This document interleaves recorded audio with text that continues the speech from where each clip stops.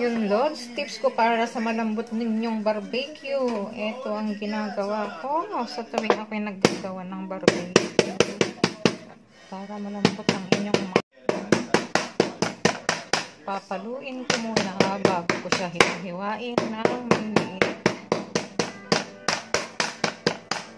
Para hindi siya matigas. At para tender juicy siya pag iyon ang linuto. So yan, pagtapos ko na siyang napatpet, ayan, hiwa-hiwain ko na ng sakto-sakto sa aking barbecue stick. Ayan. Ayan, bahala na kayo kung anong gusto nyo. Siyempre, kung pang business, nasa inyo na yan. Ayan.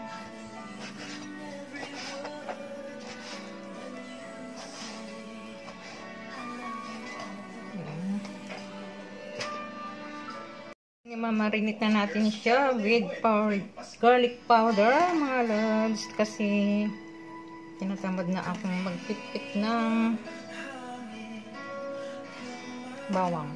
So, pwede naman, mas maganda nga ito guys, kasi may-mix siya sa mismong katawan niya. Then yung ating sugar. Siyempre, barbecue, maraming sugar, diba? So, depende na yan sa inyo kung gusto nyo marami o konti lang. So, ngayon, naglagay ako ng chili powder kasi mahilig tayo sa chili. Siyempre, kung may bata, wag. Tapos, ang ating black pepper. Then, ang ating soy sauce. Sakto-sakto lang. Yung ating ketchup.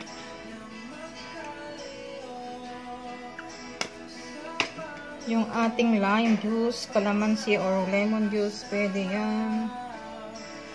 Tapos yung ating 7-Up or Mountain Dew. God.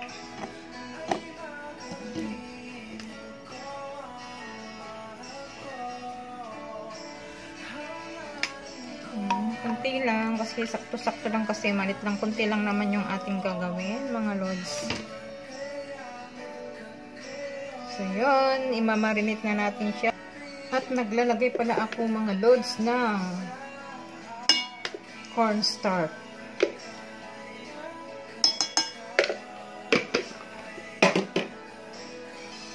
So yun, marinate lang natin. Then, pwede na siyang i-overnight. Kung gusto niya ng overnight para mas masarap, tender juicy siya.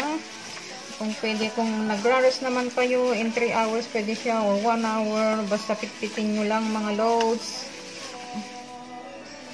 Pag na-overnight kasi, mga loads, sip-sip na sip-sip sa laman yung kanyang lasa.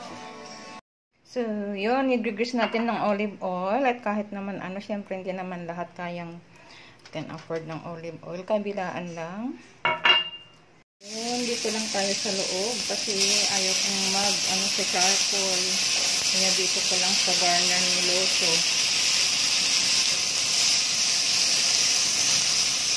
Yan, ang ating barbecue, pork barbecue.